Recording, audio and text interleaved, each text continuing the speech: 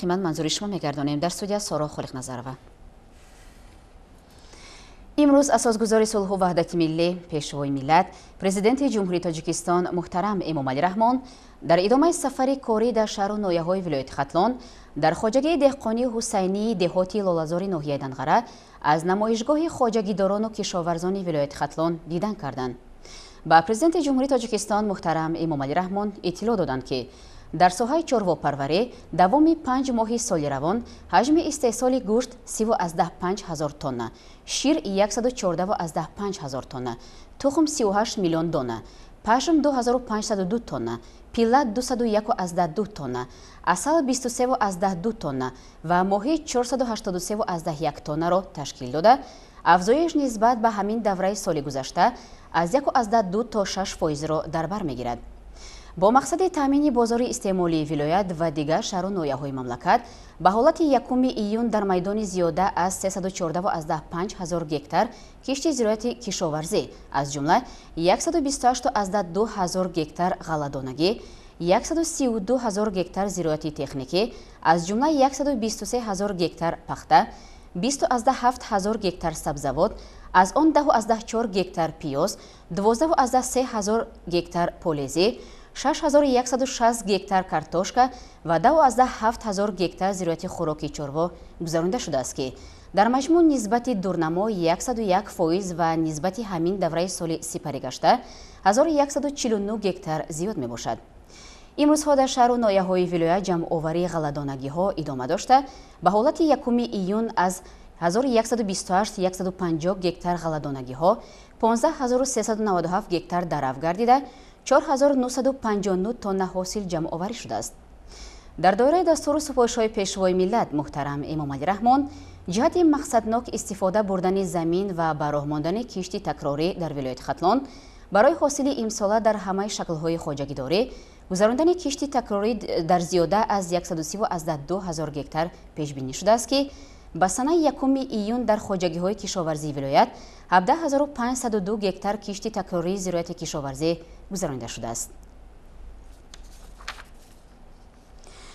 امروز اساسگزار صلح و وحدت ملی، پیشوای ملت، پرزیدنت جمهوری تاجیکستان محترم امомали رحمون در ناحیه دنغره با راهبران و فعالان و ساکنان ولایت ختلان ملاقات کردند. سرور دولت محترم امомали رحمون سفری کاری در شهر و ناحیه‌های کولاب، عبدالرحمن جامی، وخش و دنغره را که مقصد از آن بازدید از رفت کارهای برطرف کنی عاقبت‌های آفت‌های طبیعی، ساختمان منزل‌های استقامتی برای ساکنان از آفت ضرر دیده، اینچنین شناسایی با رفت کارهای سازندگی به افتخار جشن 30 سالگی استقلالیت دولتی بود. نتیجه گیری کردند. هدف ملاقات امروزه را پرزیدنت مملکت محترم امомали رحمون تحلیل وضع کارها در ولایت از جمله رشد اقتصادی و اجتماعی، اجرای دستور سپارش‌های حکومت کشور و روند آبادکاری و سازندگی یعنی آمادگی به جشن بزرگ 30 سالگی استقلالیت دولتی معنی داد کردند. سرور دولت محترم امомали رحمون از وسعت کارهای بزرگ آبادانی و سازندگی مردم زحمتکش ولایت ختلان به افتخار جشن مقدس ملی اظهار قناعتمندی نمودند. تاکید گردید که طبق نقشه کارهای آبادانی و بنیادکاری به مناسبت جشن 30 سالگی استقلالیت دولتی در ولایت تا امروز 6,960 انشاءات و بناها ساخته به استفاده داده شده است که در زمینه آنها 8,900 جای نو دائمی کاری و 21,000 جای کاری موسمی تأسیس داده شده است. اجرای نقشه ذکر شده در ولایت بیش از 91% تامین گردیده در انشاءات باقی مانده کارها با مرام ادامه دارد. برای تامین پورای نقشه راهبران ولایت و شهر و ناحیه‌ها وظیفه‌دار شدند که یکجا با وزارت و اداره‌ها، صاحبکاران و اهالی اجرای کارهای آبادانی و بنیادکاری را طبق نقشه تصدیق شده و با صفت بلند تامین نمایند. راهبران ولایت، شهر و ناحیه‌ها و مسئولین ساحه‌ها وظیفه‌دار شدند که کمبودی‌های در سمت اجرایش بودجه جای داشته را سریع وقت برطرف نموده برای رشد با مرام همه ساحه‌های اجتماعی و اقتصادی، اجرای نقشه انداز، افزایش درآمد بودجه و بلند برداشتن شفافیت و ثمراناکی خراجات آن تدبیرهای ضروری اندیشند. دستورها همچنین جهت کم کردن خراجات دومین درجه، کاهش دادن حجم بقیه پولی‌های انداز و قرض کارخانه‌ها، اداره با ثمر اموال دولتی، فراهم آوردن شرایط مساعد برای رشد صاحبکاری، ҷалби сармояи мустақим, бунёди корхонаҳои хурду миёнаи истеҳсолӣ, афзоиш додани ҳаҷми содирот ва ба ин васила зиёд намудани ҳаҷми воридоти маблағ ба буҷет, инчунин пардохти саривақтӣ музди меҳнат ва нафақа дода шуд. дар давоми 4 моҳи аввали соли ҷорӣ аз ҷониби низоми бонкӣ дар ҳудуди вилоят 849 миллион сомонӣ қарз доштааст, ки нисбат ба ҳамин давраи соли гузашта 236 миллион сомонӣ ё қариб 37% зиёд мебошад. сарвари давлат вобаста ба нокифоя будани ҳаҷми корҳо дар ин самт бонки миллӣ ва дигар ташкилотҳои қарзиро вазифадор карданд, ки барои зиёд намудани ҳаҷми қарздиҳӣ ба соҳаҳои иқтисодиёти вилоят, алалхусус ба бахши истеҳсолӣ тадбирҳои иловагӣ андешанд. вобаста ба нишондиҳандаҳои воқеии соҳаи саноати вилоят ва барои таъмин намудани ҳадафи саноаткунонӣ бо сурати кишвар, сарвари давлат аз роҳбарону масъулини соҳа, раисони вилоят ва шаҳру ноҳияҳо андешидани чораҳои қатъӣ ва фавриро талаб карданд. баробарони вилоят, шаҳру ноҳияҳои он, вазорати саноат ва технологияҳои нав ва кумитаи давлатии сармоягузорӣ ва идораи амволи давлатӣ бори дигар супориш дода шуд, ки ҷиҳати барқарор намудани фаъолияти корхонаҳои аз кор бозмонда, таъсиси корхонаву коргоҳҳои нав то маҳсулоти ниҳоӣ коркард намудани ашёи хоми маҳаллӣ, барои татбиқи ин ҳадаф боз ҳам бештар ҷалб кардани соҳибкорон ва сармояи мустақими ватаниву хориҷӣ, дар ин замина бо маром афзун намудани истеҳсоли маҳсулоти саноатӣ ва таъсис додани ҷойҳои нави корӣ барои сокинони вилояти аз ҳама се раҳолии кишвар чораҳои фаврӣ андешанд. инчунин вазорати энергетика ва захираҳои об, дигар сохторҳои марбутаи соҳа, мақомоти иҷроияи ҳокимияти давлатии вилояти хатлон ва шаҳру ноҳияҳои он вазифадор шуданд, ки барои истеҳсоли нерӯи барқ бо дар назардошти истифодаи пурра иқтидорҳо, кам кардани талафот ва истифодаи самараноку сарфакоронаи он, инчунин пурра ҷамъоварӣ намудани маблағи барқи истифодашуда чораҷӯӣ намоянд. сарвари давлат бо дар назардошти вазъи ҷомеаи ҷаҳонӣ ба роҳбарону мутахассисони вилоят ва шаҳру ноҳияҳои он доир ба истифодаи самараноки заминҳои кишоварзӣ, баланд бардоштани ҳосилнокии зироатҳо, аз заминҳои обӣ рӯёндани 3-4 ҳосил, афзоиш додани ҳаҷми истеҳсоли маҳсулоти кишоварзӣ, коркарди он ва содирот ба хориҷи кишвар супориш доданд, ки якҷо бо вазорату идораҳои дахлдор ва бо истифодаи ҳамаи захираву имкониятҳо коро дар ин самт ҷонок намоянд. имрӯз асосгузори сулҳу ваҳдати миллӣ, пешвои миллат, президенти ҷумҳурии Тоҷикистон муҳтарам Эмомали Рахмон ба деҳаи нурбахши деҳоти лолазори ноҳияи Дангара ташриф оварда, муассисаи таҳсилоти миёнаи умумии рақами 25-ро ифтитоҳ намуданд. дар саҳни муассисаи навбунёди таълимӣ пешвои миллат муҳтарам Эмомали Рахмонро хонандагону омӯзгорони ин боргоҳи илму маърифат гарму самимӣ истиқбол гирифтанд. мавриди зикр аст, ки муассисаи нави таълимӣ дар партави сиёсати маорифпарваронаи президенти ҷумҳурии Тоҷикистон ҷиҳати фароҳам овардани шароити арзандаи таълим барои насли наврасу ҷавон бо тарҳи муосир ва ҷавобгӯ ба меъёрҳои байналмилалӣ сохта шудааст. бинои мактаб аз 2 ошёна иборат буда, барои 1240 ҷои нишаст дар 2 баст бунёд гардид. муассисаи навсох аз 27 синфхонаи барҳаво, аз ҷумла кабинетҳои фаннии химия, физика, математика, биология, астрономия, табиатшиносӣ, синфхонаҳои таълими меҳнат, омӯзиши ҳунарҳои мардумӣ, синфхонаи компютерӣ, китобхона, утоқҳои корӣ барои омӯзгорон ва кормандон, инчунин ҳуҷраҳои ёрирасон иборат мебошад. дар муассиса маҳфили шоҳмотбозӣ амал мекунанд, ки хонандагон дар ин сабқати зеҳнӣ фаъолона ширкат меварзанд. сарвари давлат муҳтарам Эмомали Рахмон зимни шиносоӣ ба сатҳу сифати корҳои сохтмонӣ ва шароити фароҳам овардашуда дар мактаб баҳои баланд доданд. бояд тазаккур дод, ки сохтмони муассисаи таълимӣ моҳи марти соли 2019 оғоз гардида, корҳои навбунёд бо ҷалби мутахассисони маҳаллӣ дар фурсати муқаррар шуда бо сифати баланд ба анҷом расонидааст. дар ошона якуми бинои муассиса ошхона мавҷуд аст, ки барои 50 ҷои нишаст пешбинӣ гардидааст. ҳамчунин барои ба варзиш ҷалб намудани наврасону ҷавонон дар муассисаи таълимӣ толори барҳавову муосири варзишӣ бо 100 ҷои нишаст барои тамошобинон сохта шудааст. сарвари давлат муҳтарам Эмомали Рахмон бо омӯзгорону хонандагон суҳбати самимӣ ороста, ба истифода додани муассисаи таълимии замонавиро тӯҳфаи арзишманди ҳукумати ҷумҳурии Тоҷикистон ба истиқболи сазовори ҷашни пуршукӯҳи таърихӣ 30-солагии истиқлолияти давлатӣ барои сокинони шарафманду меҳнатқарини деҳоти лолазори ноҳияи Дангара арзёбӣ намуданд. президенти мамлакат таъкид карданд, ки аз шароитҳои муҳайё гардида дар муассисаи нави таълимӣ омӯзгорону хонандагон бо самара истифода намуда ба омӯзиши барномаҳои таълимӣ, хусусан фанҳои дақиқ, кор бо техникаю технологияи муосир ва омӯзиши забонҳои хориҷӣ дар доираи 20-солаи омӯзиш ва рушди фанҳои табиатшиносӣ, дақиқ ва риёзӣ дар соҳаи илму маориф солҳои 2020-2040 диққати ҷиддӣ зоҳир намоянд. امروز اساسگزار صلح و وحدت ملی پیشوای ملت پرزیدنت جمهوری تاجیکستان محترم امومالی رحمون در دهات لولازاری ناحیه دنغره آبانبار آبی نوشاکی آفتابی رویه را مورد بهره برداری قرار داده با گردش دادن مروت شاهقبور اساسی به تأمینات اهالی دهه‌های استانه، آسماندره و عالم‌افروز به آب نوشاکی آغاز بخشیدند. اطلاع داده شد که آب نوشاکی خود جاری بوده از مسافه 1300 متر توسط قبور پلی اتیلنی قطرش 200 میلیمتر به آبانبار انتقال می‌یابد. باید گفت که لایحه تأمینات آب نوشاکی در دو مرحله عملی می شود. مرحله اول دهه استانه را در بر گرفته الکی پورا تطبیق گردید. مرحله بعدی دهه‌های آسماندره و عالم‌افروزی ناحیه دنغره را که فرا می‌گیرد با تطبیق شدن آن ساکنان دهات با آب تازه تامین خواهند شد. در مجموع در دهه‌های استانه، آسماندره و عالم‌افروز 8470 ساکن زندگی می‌کنند. قبلا اهالی از نارسایی آب نوشاکی تنقیسی می‌کشید. اکنون در پرتو سیاست انسان پرورانه پیشوای ملت محترم امومالی رحمون ساکنان با آب نوشاکی تامین شدند. در دایره عملی شوی مرحله اولی لایحه تأمینات اهالی با آب نوشاکی از آبانبار آب نوشاکی آفتابرویه تا دهه استانه 7 کیلومتر خط اساسی آبی خودجاری و در شفت کوچه ها داخل بنا و انشاءات ساحه معارف و تندرستی و ورزش و خدمت رسانی حدودی دهه 3.5 کیلومتر خط آبی تازه کشیده شده. در عموم مسافه خط آبی نوشاکی 2.5 کیلومتر را تشکیل می دهد. مورد به یادآوری است که اقدام بی‌نظیر پرزیدنت مملکت محترم امومالی رحمون در دایره تطبیق برنامه‌های 10 ساله بین المللی عملیات آب برای رشد استوار سالهای 2018-2028 در سمت بهتر نمودن سطح و صفت زندگی 911 خواجگی در دهات کوهساری ناحیه دنغره عملی کرده شد. آبانبار دارای بیناهای بی‌ضررگردانی و تشکین کنانی آب نوشاکی بوده با دستگاه و تجهیزات معاصر صحوی و مواد ضروری تامین می باشد.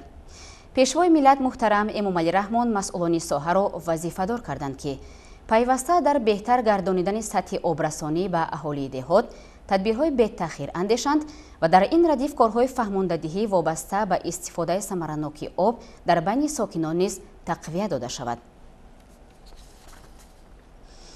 اساسگزار صلح و وحدت ملی پیشوای ملت پرزیدنت جمهوری تاجیکستان محترم امومالی رحمون با اگروتکنیکای پرورش زراعت و رفت جمع‌آوری حاصل در کооپراتیو استحصالی سامانجان شناس شدند.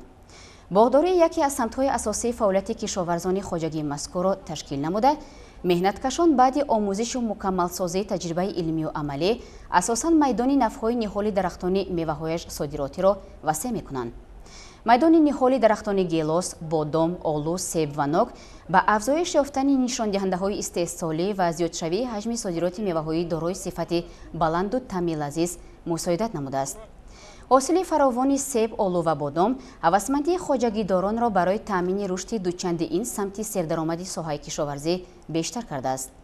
پیشوای ملت محترم امومالی رحمون با فعالیت خواجگیداران در سمت رعایت اگروتکنیکای پرورش درختان بهای بلند داده مهنتکشان را برای بی‌تلف جمع‌آوری نمودن حاصل وظیفه دار کردند. کооپراتیو استحصالی سامانجان در برابر پیشنهاد به بازارهای شهر و ناحیه‌های مملکت امسال زیاده از 15 تن گیلاس و آلو به خارج کشور صادرات نموده است. در خواجگی با استفاده از امکانیت‌های موجوده میدانی با خود تیپ نو وسیع کرده می شود. تنها سال روان در کооپراتیو استحصالی سامانجان از حساب نهال درختان سیب، نوک، چهارمغز، بادام و نوک در میدان 50 گکتار باغ اینتنسیوی بنیاد کرده شده است. در دوره اجرای سریوقتی دستور سپایش‌های راهبری دولت جهت گرفتن 3 تا 4 حاصل از یک زمین در بین قطارهای باغ، کشتی پولیزی، سبزوات، جواری مکه، کارتوشکا و دیگر نمودی زراعت گذرانده شده است. پرزیدنت جمهوری تاجیکستان محترم امومالی رحمون با یادآوری از امکانیت‌های طبیعی تاجیکستان برای افزون گردانیدن حجم استحصال محصولات کشاورزی و تدریجاً بیشتر شدن طلبات به مواد غذایی در جهان تأمین استفاده ثمرناک زمین را راه یگانه رسیدن به امنیت آذوقه‌واری ارزیابی کردند. اساسگزار صلح و وحدت ملی پیشوای ملت پرزیدنت جمهوری تاجیکستان محترم امومالی رحمون در خواجگی دهقانی عبدالله ناحیه دنغره با معرکه جمع‌آوری حاصل غله آغاز بخشیدند. хоҷагии деҳқонӣ абдулло дар деҳоти сафобахш ҷойгир буда соли 2005 таъсис ёфтааст ва дар ихтиёри худ 88 гектар замини обӣ ва 46 саҳмдор дорад. саҳмдорони хоҷагӣ ҳар қитъа заминро бо самар истифода бурда ҳамасола ҳосили хуби маҳсулоти гуногуни кишоварзӣ аз ҷумла ғалла ба даст меоранд. ба пешвои миллат муҳтарам Эмомали Рахмон иттилоъ доданд ки дар мавсими кишти тирамоҳӣ кишоварзони хоҷагӣ дар масоҳати 40 гектар гандуми нави Алекс ва Краснодар 99 киш гузаронданд ва акнун умед доранд ки аз ҳар гектар замин ба ҳисоби миёна 35-40 центнери гандум рӯёнанд.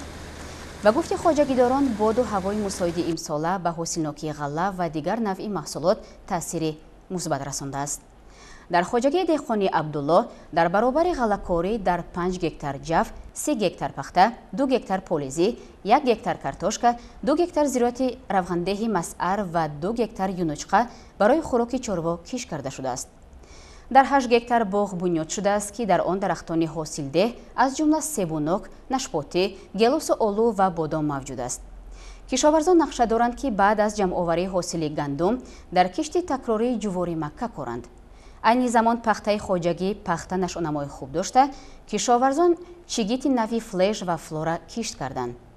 интизор меравад ки аз ҳисоби интихоби тухмии баландсифат дар мавсими ҷамъоварии ҳосил пахтаи фаровон низ ба даст оварда шавад.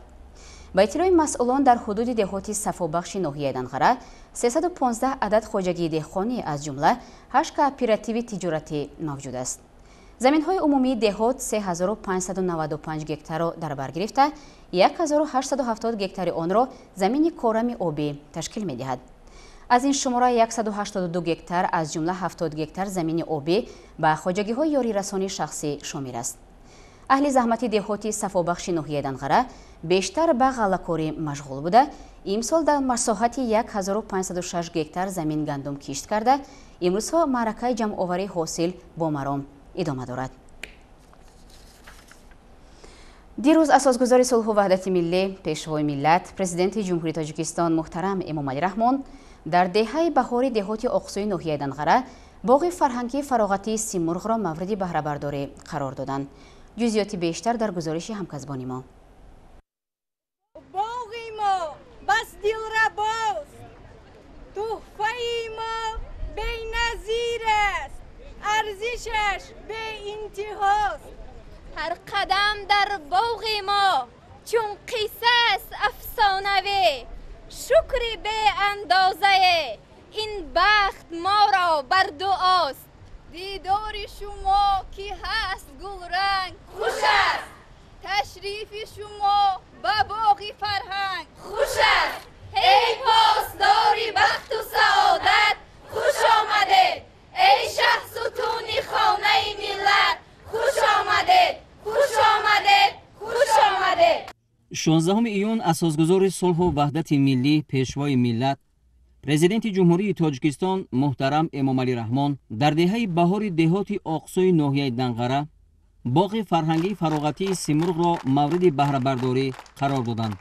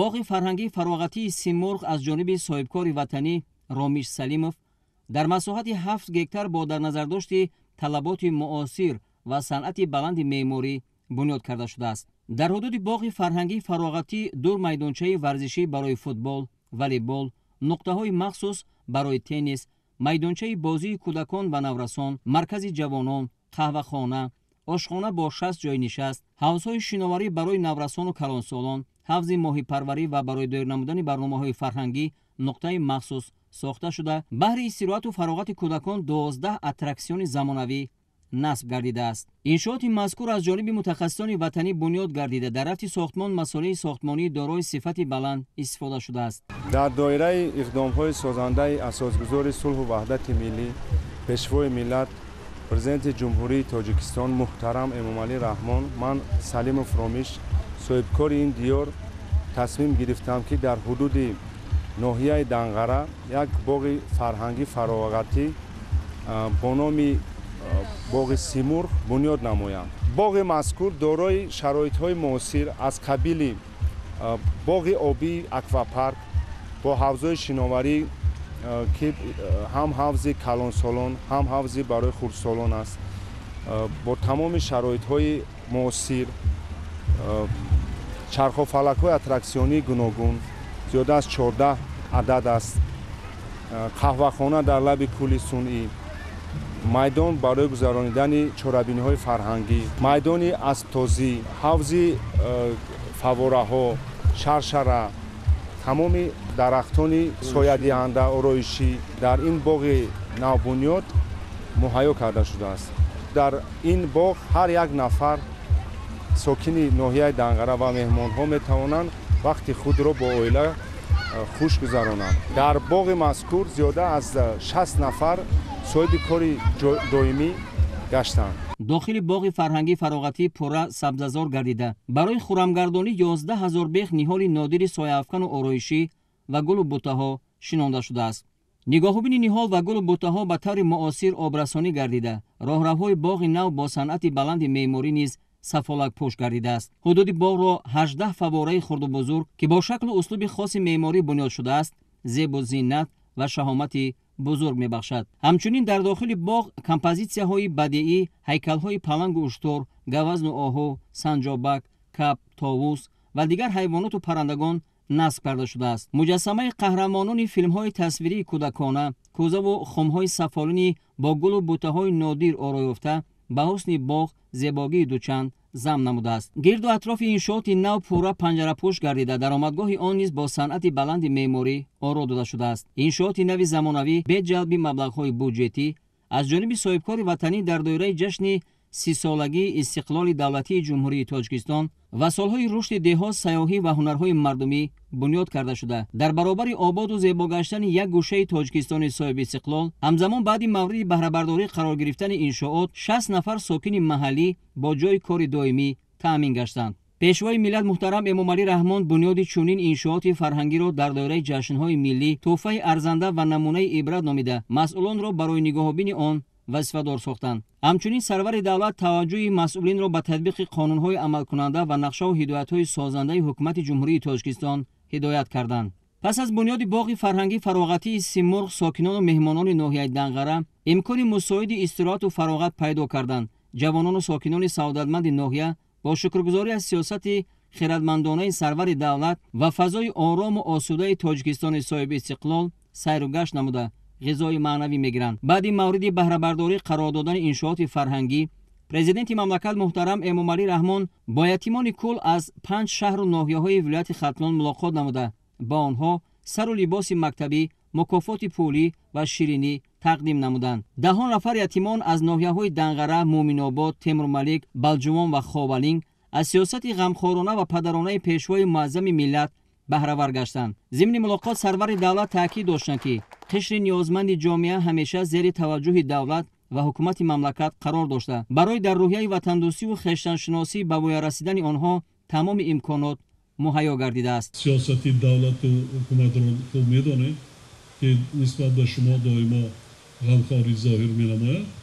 имсол хатмкунандагон ҳамтоёни ҳамсолони шумо садҳо нафар ба донишгоҳҳои олии мамлакат дохил мешаванд. шумо вобастагӣ дорад ки таҳсил кунед, вақтро хуб истифода кунед, дониш забонҳои хориҷиро аз кунед ки оянда بعدی داخل شدم با دانشگاه‌های عالی و کالج و لیسه‌هایی که هر قسمتی که شما نظم می‌بینید در وقتی تحصیل و که از خود کردن کس اذیت نکشید. پیش از همه با شما سلامتی و خوشبختی ها را آرزومند است. ما برای شما تمام شرایط ها را مهیا کردیم و کرده ایستادیم. ما شما را تربیت میکنیم و حیات مستقلانه بسیار میکنیم. دیگرش از شما. خداتان می‌رسید. در این راستا جواباً به غمخوری‌های رهبرت دولت و حکومت جمهوری تاجیکستان از آنها طلب کرده شد که با استفاده از امکانات فراهم آورده شده علم‌های زمان معاصر را از خود نموده نامبردار وطن و دیار خویش باشند. با عرض احترامی بزرگ نسبت غمخوری‌های بی‌نظیرشان در سمت دستگیری ما یتیمان صمیمی‌ترین سپاس و منتداری خود را با پیشوای یتیم پرور بیان می‌سازم. ما در سیمای جناب عالی پدر معنوی خود را دریافت نموده در زندگی ایدئال هر یک جوان تاجیک می باشند. من تخمینه سیمراد خواننده صنف 11 که با خواست یزدان پاک از پدر و مادر محروم گشتم و عین زمان با دستگیری همیشگی پیشوای ملت در مکتب پرزنتی برای کودکان بالیاقت ناحیه دنگره تحصیل علم نموده ایستادم.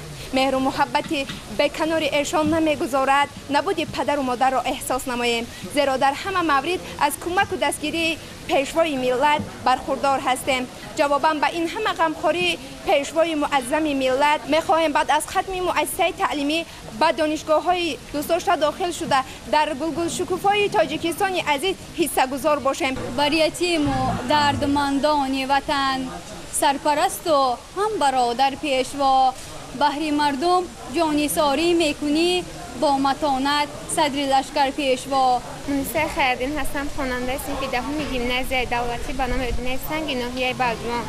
شکرانه از آن میکنم که در چنین دولت صاحب استقلال عمر به سر میبرم. ما یتیمان خود را هیچ گاه یکتا تنها ایست نمیکنیم، چون که چنین پدر غمخوار و مهربان به مثل پیشوای ملت داریم.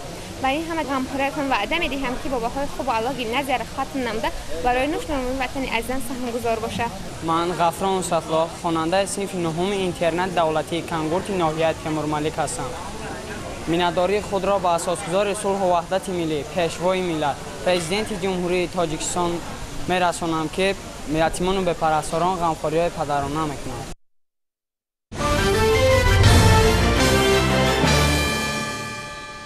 بینندگان گرامی، این بود برنامه اطلاعاتی نوید با مهمترین خبرهای این ساعت. منظور شما سلامت باشید.